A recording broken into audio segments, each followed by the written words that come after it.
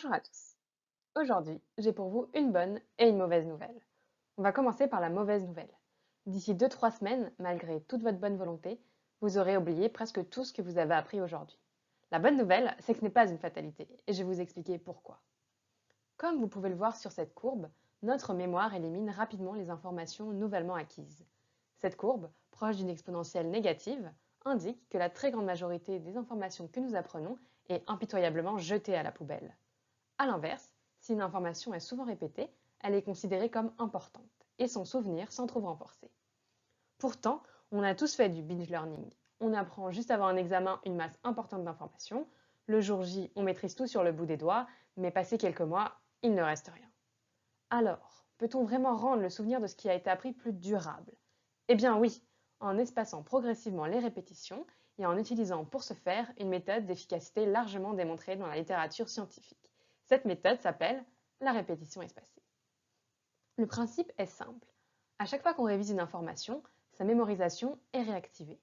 Après des rappels de plus en plus espacés, l'information devient plus durable, jusqu'à devenir solidement établie, ce qu'on visualise ici par une diminution de la pente de la courbe de l'oubli. Le choix du moment du rappel est cependant primordial. Trop tôt, l'information est encore présente et il n'y aura pas de bénéfice à se la rappeler. Trop tard, elle sera complètement oubliée et ce ne sera plus un rappel, mais un apprentissage des nouveaux. Dans la répétition espacée, c'est un algorithme qui va se charger de déterminer l'espacement optimal des répétitions.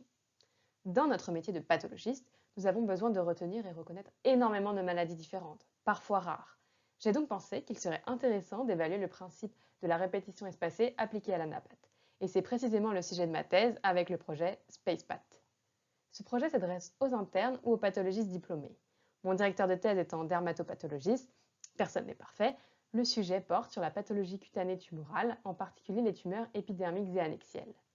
Au départ, les participants auront accès à 2 cours vidéo.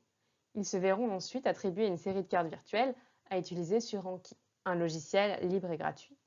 Au recto de la carte, plusieurs images à différents grossissements permettent de proposer un diagnostic. Et au verso, la réponse avec quelques rappels clés. L'algorithme est déjà programmé pour espacer les répétitions en fonction de la difficulté.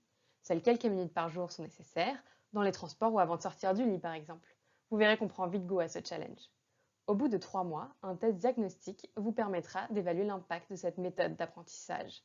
Et, deuxième bonne nouvelle, vous avez la chance de pouvoir dès maintenant participer à ce projet.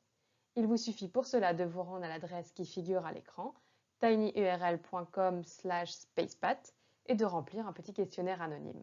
Je compte sur vous pour participer et je vous dis à l'année prochaine pour les résultats de l'étude.